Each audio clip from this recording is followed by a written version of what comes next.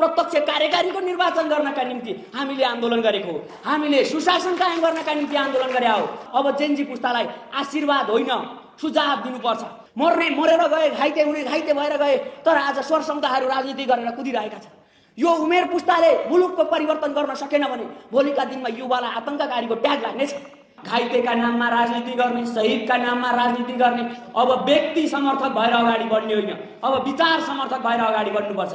यो विषम परिस्थितिमा धेरै विचारहरू राखेर हुँदैन, अब काम गर्नुपर्छ। काम गर्नका निम्ति नेपाली जनताले साथ दिनुपर्छ। यसका निम्ति अब आन्दोलन होइन, अब शान्तिपूर्ण तरिकाले अगाडि बढ्नुपर्छ भन्ने कुरामा हामी अघि बढ्न चाहन्छौँ। अलिकति के भएको छ भने मुलुक परिवर्तन गर्नका निम्ति अब नेपाली जनताले साथ दिनुपर्छ भन्ने कुरामा हामी अगाडि बढ्न चाहन्छौँ।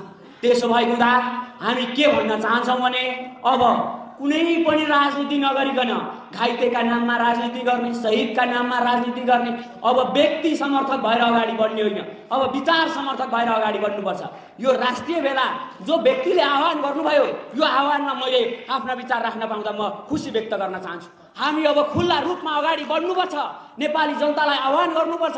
यदि खुल्ला मनमा यदि साथ दिन आउनुहुन्छ भनेदेखि हामी आह्वान गर्न चाहन्छौँ। हामी व्यक्ति जुधेका छौँ, भाइ जुधेका छौँ, आज छिमेकीको काकासँग झगडा गर्न खोजेका छौँ। एक अर्कासँग मिलेर हाम्रा यात्राहरू अगाडि बढाउन हामी एकजुट हुनुपर्छ भन्ने कुराको अवगत गर्न चाहन्छु। आदरणीय दाजुभाइ तथा दिदीबहिनीहरू, यहाँ उपस्थित जुन तरिकाले भएका छौँ, अब हामी यो देश र यो आन्दोलनको म्यान्डेट प्राप्त गर्नका निम्ति, प्रत्यक्ष कार्यकारीको निर्वाचन गर्नका निम्ति हामीले आन्दोलन गरेको हो। हामीले सुशासन कायम गर्नका निम्ति आन्दोलन गरे हो।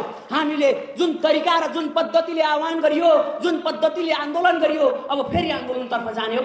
म तपाईँहरूलाई भन्न चाहन्छु, अब यो समर्थकको मान्छे म, त्यो समर्थकको मान्छे म भनेर अगाडि बढ्नुभन्दा पनि अब मुलुकको समर्थकको मान्छे, देशको समर्थकको मान्छे, लोकतन्त्र पक्षधर भएर अगाडि बढ्नुपर्छ।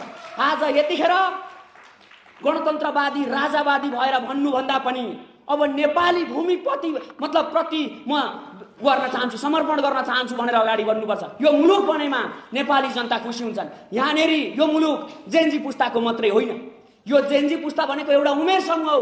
यो उमेर समूहमा कसैले पनि राजनीति नगर्नु। यदि मैले भनेको छ जहिले तैले के भनेको छ भने समर्थक व्यक्ति समर्थक कहिले पनि नबनाऊ, यो मुलुक र यो राज्यको समर्थक बनाऊ, सार्वभौम सत्ताको समर्थक बनाऊ भनेर अगाडि बढेको छु। त्यसो भएको हुँदा हामीले जति सक्दो जति चाँडो, छिटोभन्दा छिटो, चाँडोभन्दा चाँडो म यही आह्वान गर्न चाहन्छु। यो भेला जुन तरिकाले घाइते र शहीद परिवारहरूलाई भेट्ने गरेको वातावरण सिर्जना गरिदिनु भयो, तपाईहरुलाई म हृदयदेखि धन्यवाद व्यक्त गर्न चाहन्छु। तपाईहरुका घर टोलमा आउन सकेको थिइन होला, तर जसरी भए पनि आउने बाचा गर्दै